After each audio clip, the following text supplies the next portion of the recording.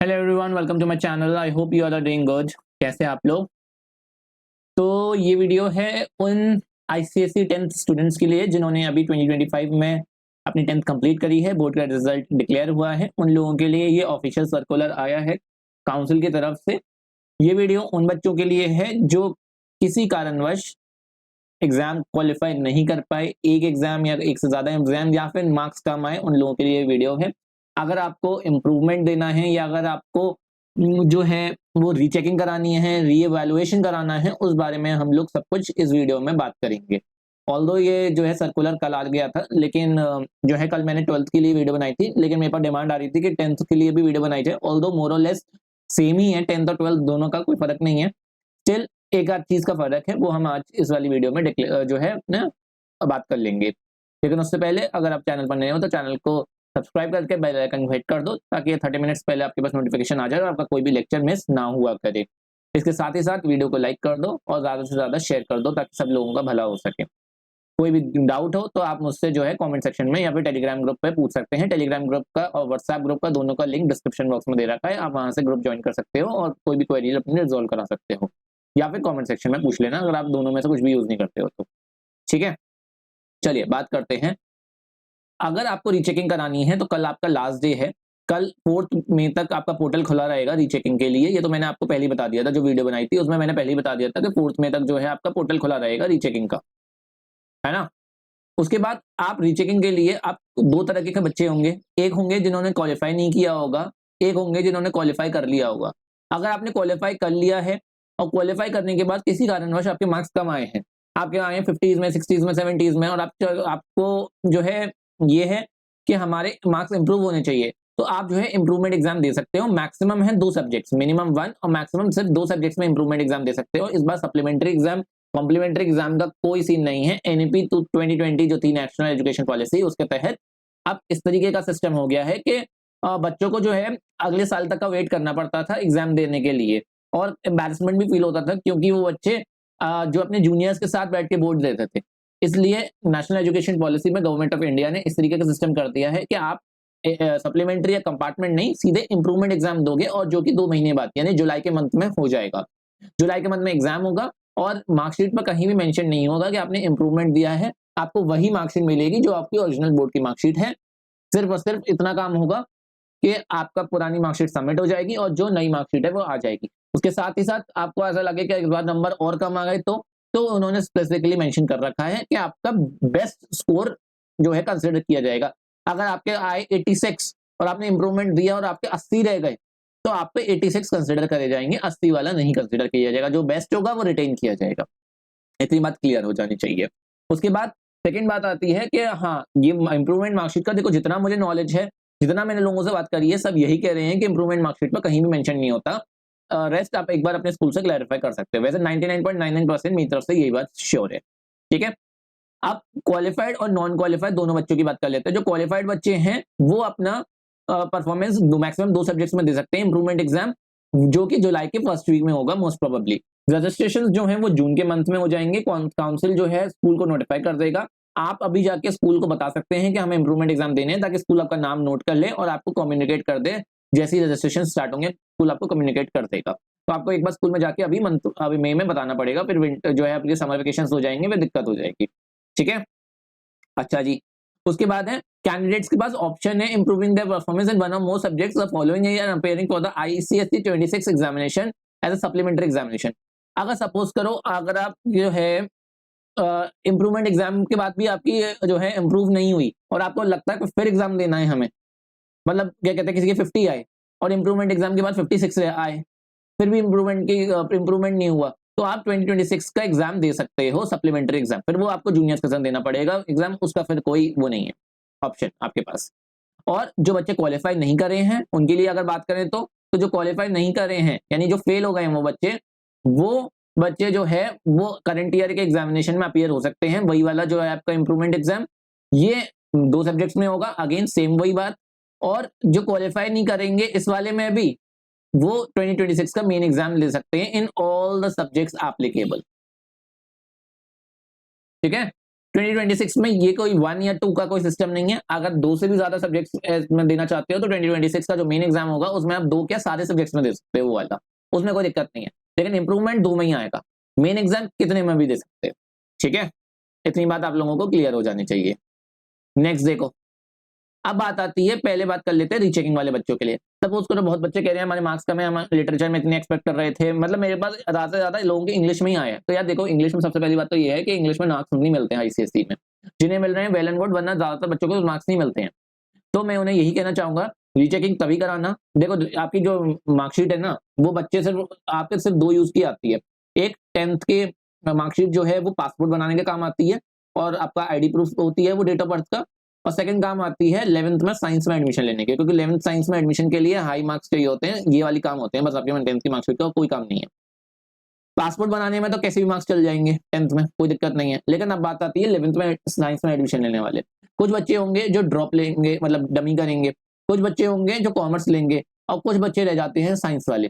Science वाले बच्चों के लिए एक बैरिकेड सेट कर देते हैं, एक बैरियर सेट कर देते हैं स्कूल वाले कि आपके 80% से ऊपर हुए, 85% से ऊपर हुए तो ही हम आपको साइंस देंगे। अब बच्चे वो फंस जाते हैं कहाँ पे, कि हमारे मार्क्स कम आए। तो मैं यही कहूंगा, रीचेकिंग जो है वो 1000 रुपीज पर सब्जेक्ट है।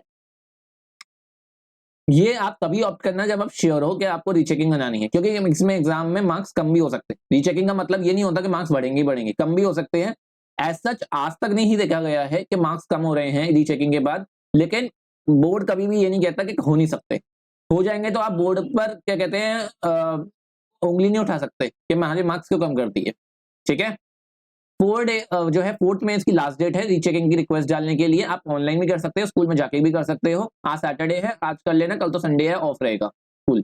तो आप रीचेकिंग जो है ऑनलाइन डाल सकते हो। सब्जेक्ट चूज करना, अकाउंट क्रिएट करना, मैंने आपको ऑलरेडी वीडियो में एक्सप्लेन कर दिया है, आप रीचेकिंग वाली वीडियो देख सकते हो, और आप जो है रजिस्टर कर सकते हो। आपको ईमेल और आपको एक एक्टिव मोबाइल नंबर चाहिए, दोनों आप चेक करते रहना। आपके पास 15, 20, 25 दिन में मई एंड तक मान लो आपका रिजल्ट आ जाएगा।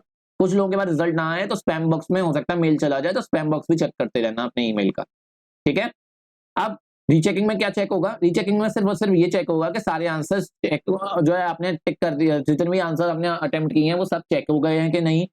जो आंसर शीट में टोटलिंग है, वो टोटलिंग में कोई तो गड़बड़ नहीं है। और जितनी भी आपने सप्लीमेंट्री शीट यूज करी है, सब उसको ग्राफ यूज करा है या मैप यूज करा है, वो सब अटैच है कि नहीं, सब चेक हो गया है कि नहीं। यही सब टोटलिंग एरर, जो शीट में जो टोटल शीट आती है आपकी नंबर चढ़ाने वाली, उसमें एरर, या कोई आंसर अनचेक्ड रह गया हो, या फिर टोटलिंग में गड़बड़ हो गई हो, यही सब चीजें चेक होंगी। आपकी कोई शीट जो है डिटैच हो गई हो, इन सब चीजों के बारे में चेक होगी। आप ये जो है करके आपके पास आ जाएगा। अगर आपके जो है मिस्टेक निकलती है तो बोर्ड आपको पैसे रिफंड कर देगा। अगर नहीं निकलती है, कोई भी मिस्टेक सेम रहते हैं, तो आपके जो है पैसे रिफंड नहीं होंगे, ठीक है। अब सपोज करो किसी के रीचेकिंग के बाद भी किसी को वो नहीं हुई, क्या कहते हैं, सेटिस्फेक्शन नहीं आई कि नहीं रीचेकिंग हो गई, अभी भी मेरे पास सेटिस्फेक्शन नहीं आ रही है, अभी भी मेरे को लगता है कि गड़बड़ है, मेरी कॉपी गलत चेक हुई है, तो वो री इवेल्युएशन की तरफ जा सकता है। री इवेल्युएशन का कॉन्सेप्ट क्या है, आपकी कॉपी दोबारा से चेक करी जाएगी, और इसके लिए आपको 1500 रुपए पर सब्जेक्ट देने पड़ेंगे। 1500 रुपए जो है आपको देने पड़ेंगे इसके लिए। और ये आप 3 दिन के अंदर आपको रिक्वेस्ट डालनी पड़ेगी from the date of declaration of rechecking का रिजल्ट। जैसे रीचेकिंग के लिए आपको मेल आ गया 25 को, तो 28 तक आपको बताना जो है री इवेल्युएशन के लिए अप्लाई करना पड़ेगा, ठीक है। 1500 रुपए पर सब्जेक्ट है इसके लिए। और ये चार्जेस जो होंगे वो नॉन रिफंडेबल होंगे। क्यों नॉन रिफंडेबल होंगे भाई, टोटलिंग तो कोई भी कर देगा, लेकिन जो टीचर रीइवैल्यूएशन करेगा उसे तो पैसा चाहिए ना, दोबारा कॉपी चेक करने के लिए बोर्ड के टीचर्स को तो पैसा मिलता है ना। तो वो पैसा जो है वो कहाँ से देंगे, यहीं से देंगे, ठीक है। तो ये पैसा नॉन रिफंडेबल रहेगा, ओके।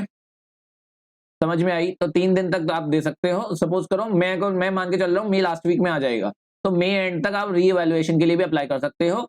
ये जो रिजल्ट आएगा, ये रिजल्ट रीइवैल्यूएशन का सारा डिक्लेयर हो जाएगा, जो है फ्रेश रिजल्ट डिक्लेयर होगा। और यहाँ पर अगर मार्क्स इंक्रीज हुए या डिक्रीज हुए, आप रिस्पॉन्सिबल होगे। उसके बाद आप कहीं भी कुछ नहीं कह सकते, अपील नहीं कर सकते। ये फाइनल कोर्ट ऑफ अपील है, आपका सुप्रीम कोर्ट है। आप इसके बाद कहीं भी अपील नहीं कर सकते इसके बारे में, ठीक है। ये फाइनल मार्क्स कंसिडर करे जाएंगे। आईसीएसई ने स्पेसिफिकली मेंशन कर रखा है कि आप जो है रिस्पॉन्सिबल होंगे अपनी रीचेकिंग और रिवैल्यूएशन के लिए। आईसीएसई का कोई आप उंगली नहीं उठा सकते कि हमारे मार्क्स कम कैसे हो गए, पहले तो ज्यादा आ रहे थे, ठीक है।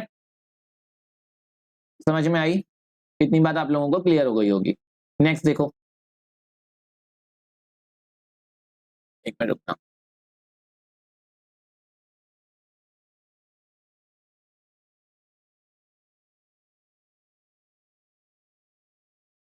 नेक्स्ट है इंप्रूवमेंट के बारे में।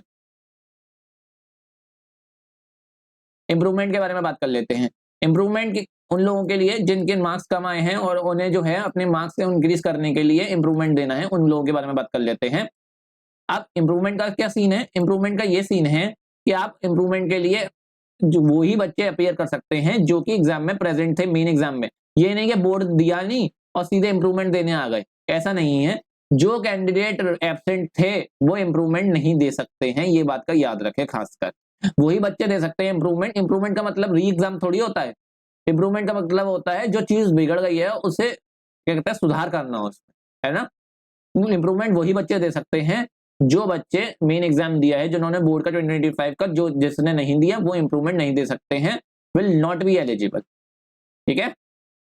अब उसके बाद कितने सब्जेक्ट्स में इंप्रूवमेंट दे सकते हैं? तो मैक्सिमम 2 सब्जेक्ट्स में दे सकते हैं, जैसा कि मैंने आपको बताया, मैक्सिमम 2 सब्जेक्ट्स में आप इंप्रूवमेंट का एग्जाम दे सकते हो। ओके।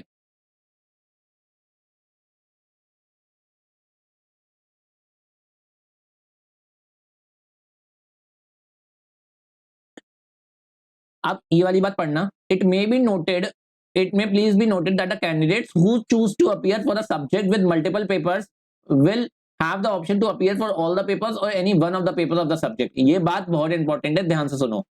जैसे अगर आपने इंग्लिश चूज किया या आपने हिस्ट्री सिविक्स ज्योग्राफी चूज किया, यानी एग्जाम में तो एससीजी एक पेपर होता है ना, एससीजी 1 और एससीजी 2, तो आपके पास चॉइस है कि आप या तो हिस्ट्री सिविक्स का पेपर दे लो। एससीजी में तो 2 पेपर होते हैं, ऐसे इंग्लिश में 2 पेपर होते हैं, लैंग्वेज और लिटरेचर, पेपर अलग अलग होते हैं पर मार्क्स दोनों के एक ही में कंबाइन होके आते हैं एज इंग्लिश। ठीक है, इंग्लिश में 2 पेपर होते हैं, एससीजी में 2 पेपर होते हैं। तो आपके पास चॉइस है, या तो आप इंग्लिश में इंग्लिश 1 मतलब लैंग्वेज का पेपर भी दे सकते हो, लिटरेचर भी दे सकते हो और लैंग्वेज लिटरेचर दोनों भी दे सकते हो। ऐसे हिस्ट्री सिविक्स में से जो है आप हिस्ट्री भी दे सकते हो, ज्योग्राफी भी दे सकते हो, दोनों भी दे सकते हो। ठीक है। और likewise in the science subject, science में भी साइंस के नंबर आते हैं, फिजिक्स केमिस्ट्री बायो के, तो आप फिजिक्स भी दे सकते हो, केमिस्ट्री भी दे सकते हो, बायो भी दे सकते हो, इस तरीके से आप दे सकते हो। ठीक है, ये वाली बात याद रखना।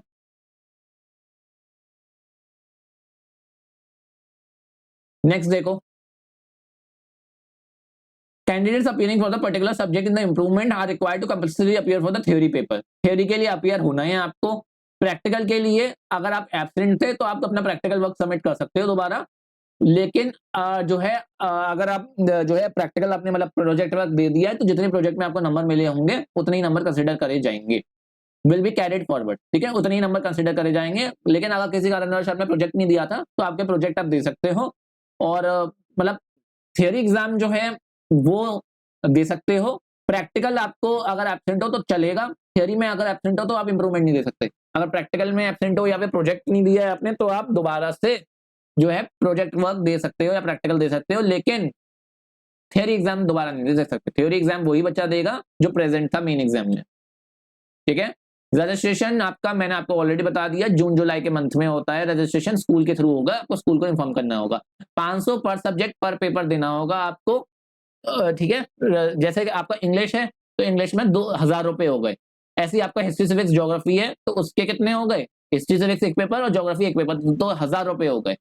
ठीक है, इस तरह से होगा। साइंस है तो साइंस में 1500 रुपए हो गए अगर तीनों पेपर चूज कर रहा है कैंडिडेट तो। समझ में आई? 1500 रुपए हो गए साइंस के। इसका मतलब क्या है, अगर आपको 2 में इंप्रूवमेंट देना है तो आप पूरी साइंस में भी इंप्रूवमेंट दे सकते हो। साइंस और एससीजी ये 2 सब्जेक्ट कंसिडर करे जाएंगे। साइंस और एससीजी ये 2 सब्जेक्ट कंसिडर करे जाएंगे। साइंस में भले ही 3 पेपर देने हो आपको, एससीजी में भले ही 2 पेपर देने हो, 5 पेपर दे सकते हो 2 की बोल के, क्योंकि ये कंबाइंड आता है इसलिए। चाहो तो साइंस का कोई भी एक दे दो, चाहे तो पूरी साइंस दे दो, कंसिडर एक ही पेपर करा जाएगा। चाहे तो पूरा एससीजी दे दो, चाहे तो क्या कहते हैं एक ही पेपर दो, हिस्ट्री या ज्योग्राफी कंसिडर एक ही करा जाएगा। ठीक है, क्योंकि वो 1500 रुपए मांग रहे हैं अगर तीनों पेपर चूज करे तो आप पूरी साइंस को एज एक सब्जेक्ट ट्रीट कर रहे हैं। वो साइंस सब्जेक्ट, साइंस की बाइफर्केशन है 3, लेकिन काउंट वो एक ही सब्जेक्ट होगा। ओके, समझ में आई? और जो हायर मार्क्स होंगे दोनों में से वो रिटेन कर लिए जाएंगे। ओके, अब नॉट क्वालिफाइड से अगर आप सपोज करो पास हो गए, इंप्रूवमेंट देके आप पास हो गए, पहले आप फेल थे, अब अगर आप पास हो गए तो आपको ओरिजिनल मार्कशीट अपनी देनी पड़ेगी और आपको नई मार्कशीट मिल जाएगी। ठीक है, नेक्स्ट है, अगर जो है वो फेल थे वो बच्चे और अगर आपने इंप्रूवमेंट भी नहीं दिया तो वो 2026 का उन्हें सारे सब्जेक्ट्स का पेपर देना पड़ेगा। सपोज करो आप साइंस में फेल थे और आपने साइंस का इंप्रूवमेंट भी नहीं दिया तो उन्हें 2026 में पूरा जो है सारे सब्जेक्ट्स का पेपर देना पड़ेगा। साइंस भी, हिस्ट्री भी, ज्योग्राफी भी, इंग्लिश भी, कंप्यूटर भी, हिंदी भी, जो भी सब्जेक्ट्स होते हैं आपके वो सब देने पड़ेंगे आपको। ठीक है, अगर आपने इंप्रूवमेंट भी नहीं दिया तो 2026 में आपको सारे सब्जेक्ट्स का पेपर देना पड़ेगा, ये बात याद रखना। अब उन बच्चों के लिए जो, अब देखो, अब ये वाली बात है कि जो बच्चे क्वालिफाई हो गए हैं, जिन्हें पीसीए यानी पास सर्टिफिकेट अवार्ड हो गया है और वो अपना इंप्रूव करना चाहते हैं एक से ज्यादा सब्जेक्ट में मार्क्स, तो वो 2026 का पेपर ले सकते हैं। मतलब इंप्रूवमेंट तो आपको 2 सब्जेक्ट में अलाउ कर रहा है, लेकिन सप्लीमेंट्री से आप सारे सब्जेक्ट्स में सप्लीमेंट्री एग्जाम ले सकते हैं। ठीक है, अब इसमें 2 तरह के बच्चे होंगे, जो स्कूल आएंगे रेगुलर अटेंडेंस वाले बच्चे, और एक होंगे जो स्कूल नहीं आएंगे, सीधे पेपर देने आएंगे। दोनों बच्चे जो है 31 अगस्त तक आपको बोर्ड आपका स्कूल जो है नाम भेजेगा आपका बोर्ड को। ठीक है, तो आपको स्कूल को कांटेक्ट करना पड़ेगा। अटेंडेंस वगैरह का क्या सीन है वो स्कूल ही बताएगा। कुछ ऐसे बच्चे जो पहले पिछली बार पास आउट हो गए थे, यानी 2024 का बोर्ड दिया था जिन्होंने, 2024 में पास थे लेकिन 2025 में उन्होंने पेपर दिया, रेगुलर अटेंडेंस भले ही रेगुलर में दिया हो चाहे विदाउट अटेंडेंस से एग्जाम देने आए हो, वो भी 2026 का एग्जाम दे सकते हैं। Will be permitted to enter for a supplementary examination in any या all of the subjects offered in the last ICSE examination taken by them, provided that the subjects under consideration are still being offered।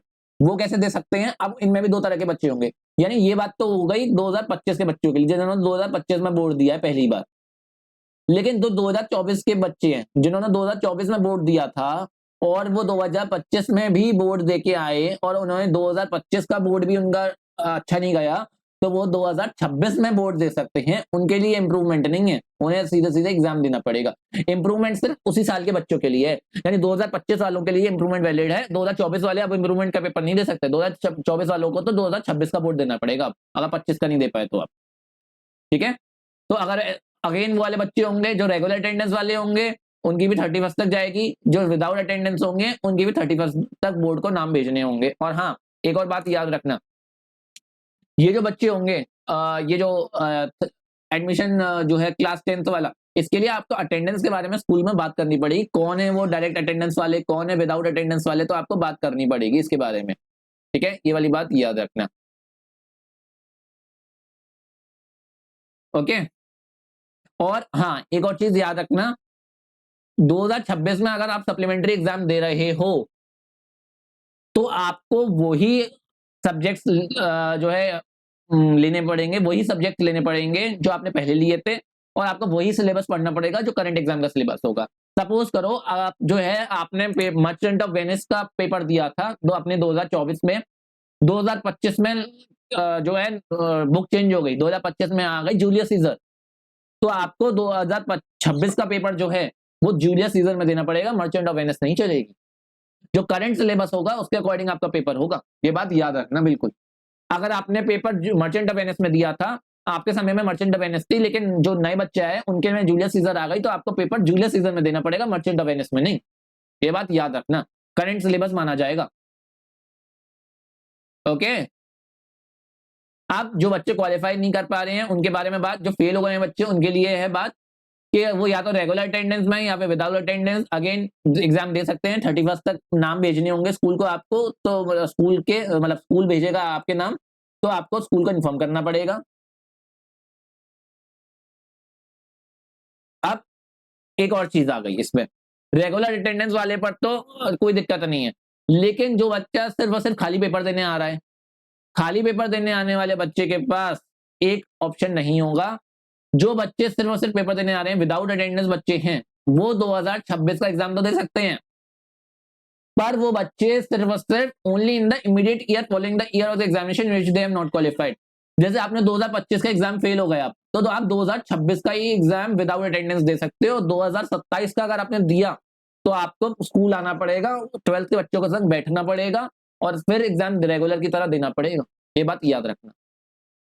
मतलब ये है इसका crux कि suppose करो आपने 2025 का exam दिया, अब आप 2025 का एग्जाम क्वालिफाई नहीं कर पाए, तो आपको विदाउट अटेंडेंस सिर्फ पेपर देने के लिए 2026 का एग्जाम आप या तो पहले इंप्रूवमेंट दो, इंप्रूवमेंट नहीं है तो सीधे 2026 का एग्जाम देने का मौका मिल रहा है आपको विदाउट अटेंडेंस। लेकिन 2026 का भी क्लियर नहीं हुआ आपका, तो आपको 2026 में इंप्रूवमेंट तो देने का मौका ही नहीं मिलेगा, क्योंकि इंप्रूवमेंट तो करंट ईयर के बच्चों के लिए होगा, 2026 वाले बच्चे ही देख सकते हैं इंप्रूवमेंट। तो आपको 2027 का पेपर देना पड़ेगा फिर रेगुलर बच्चा होके, बिल्कुल अटेंडेंस वगैरह करके 12th के बच्चों के संग बैठ के। ठीक है, ये बात याद रखना। अब मैं इसे समराइज कर देता हूं पूरा 1 मिनट में। तो ये सीन है इसका, मैं समरी दे देता हूं इसकी। समरी इसकी ये है कि पहले वो बच्चे जिन्होंने क्वालिफाई कर लिया और वो बच्चे जिन्होंने क्वालिफाई नहीं किया, दोनों को 2025 वाले जो हैं उन्हें मौका मिलेगा इंप्रूवमेंट में बैठने का, जिसमें आप मैक्सिमम 2 सब्जेक्ट चूज कर सकते हो। ठीक है, 2 सब्जेक्ट्स में आपके साइंस को एज अ 1 सब्जेक्ट ट्रीट किया जाएगा। साइंस की तीनों ब्रांचेस में भी पेपर दे सकते हो या किसी एक में भी दे सकते हो। 500 रुपए प्रति सब्जेक्ट, 500 रुपए प्रति पेपर लगेगा। यानी साइंस का तो अगर देना है तो मिनिमम 500 और मैक्सिमम 1500 रुपए देने पड़ेंगे साइंस के एक पेपर के लिए। ऐसे ही हिस्ट्री सिविक्स ज्योग्राफी एससीजी जो है, उसके लिए आपको या तो आप अगर हिस्ट्री का देना चाहते हो तो 500 रुपए, ज्योग्राफी का देना चाहते हो तो 500 रुपए, और पूरा हिस्ट्री सिविक्स ज्योग्राफी दोबारा देना चाहते हो एससीजी पेपर तो 1000 रुपए देने पड़ेंगे, और इसे एक पेपर काउंट किया जाएगा। यानी अगर आप एससीजी और साइंस देना चाहते हो तो आप 5 पेपर दे सकते हो, पर काउंट आपके 2 पेपर किए जाएंगे और आपको 2500 रुपए भरने पड़ेंगे। 500 रुपए 5 पेपर के 500 रुपए हर 5 पेपर के, यानी 2500 रुपीज टोटल पे करना पड़ेगा। 5 पेपर देने को मिलेंगे, लेकिन काउंट वो 2 सब्जेक्ट होंगे, क्योंकि आपका रिजल्ट एससीजी कंबाइंड आता है और ऐसे ही आपका इंग्लिश कंबाइंड आता है, ऐसे ही आपका साइंस कंबाइंड आता है। इतनी बात क्लियर हो जानी चाहिए। इंप्रूवमेंट में जो बच्चे पास हो गए, इंप्रूव हो गए मार्क्स, वो अपनी पुरानी मार्कशीट सबमिट करके नहीं दे सकते हैं। आपको उस मार्कशीट में कहीं भी इंप्रूवमेंट देखने को नहीं मिलेगा, लिखा हुआ नॉर्मल मार्कशीट की तरह होगी। अगर आप फिर भी क्लियर नहीं करते तो आप 2026 का पेपर देंगे। जो बच्चे क्वालिफाई हो गए हैं वो बच्चे तो 2026 में सिर्फ और सिर्फ जो पेपर में इंप्रूवमेंट चाहिए वही दे सकते हैं, लेकिन जो क्वालिफाई नहीं कर पाए थे पेपर, उन्हें 2026 में फिर सारे पेपर देने पड़ेंगे, A to Z सारे पेपर देने पड़ेंगे। उनके पास ये ऑप्शन नहीं होगा कि सिर्फ जिसमें फेल हुए हैं वही पेपर दे लें। ठीक है, इतनी बात क्लियर हो जानी चाहिए। उसके बाद बात आती है सप्लीमेंट्री 2024 के बच्चों के लिए। तो 2024 वाले बच्चे जो है 2025 का एग्जाम उन्होंने दिया होगा, बोर्ड का रीअपियर हुए होंगे। अगर वो पास हो गए तो ठीक है, नहीं तो वो इंप्रूवमेंट नहीं दे सकते। इंप्रूवमेंट सिर्फ और सिर्फ 2025 वाले बच्चों के लिए ओपन है। 2024 वाले बच्चे इंप्रूवमेंट नहीं दे सकते हैं। 2024 वाले बच्चे अब 2026 का पेपर देंगे डायरेक्ट, जिसमें विद अटेंडेंस वाले बच्चे तो आपके जो है डायरेक्ट पेपर देने आ सकते हैं, लेकिन विदाउट अटेंडेंस वाले बच्चे डायरेक्ट पेपर देने आ सकते हैं, लेकिन अगर वो दोबारा फेल हो गए तो उन्हें 2027 के बच्चों के संग रेगुलर देना पड़ेगा पेपर, पूरी अटेंडेंस के साथ, क्लास 12 के बच्चों के संग बैठ के। ये सीन है इसका। एक बार आप सर्कुलर रीड कर लेना, हो सकता है मुझसे कुछ गलती हो गई हो तो आप वो भी रेक्टिफाई कर सकते हो और अपने स्कूल में बाकी क्वेरीज जो भी आ रही हो उन्हें रिजॉल्व करने के लिए बात कर सकते हो। मेरी तरफ से जो मेरी अंडरस्टैंडिंग थी उसकी तरफ से इतना ही था। Thank you very much, good bye, take care. अगर आपको फिर भी कोई क्वेरी हो तो आप मुझसे टेलीग्राम पे या कमेंट सेक्शन में पूछ सकते हो, और एक बार क्रॉस चेक कर लेना कोई भी डाउट हो तो अपने स्कूल से, क्योंकि स्कूल सुप्रीम है, स्कूल ही बताएगा आपको कि क्या सीन है। हो सकता है मुझसे एक आध कोई गलती हो गई हो, कहते हैं अननोइंगली, वैसे जितना मेरे को पता था उस हिसाब से मैंने आपको जितना भी था बता दिया। फिर भी हो गए हो तो आप देख लेना। ठीक है, thank you very much, good bye and take care. और चैनल पर नए हो तो चैनल को सब्सक्राइब करके बेल आइकन हिट करना मत भूलना। Thank you very much.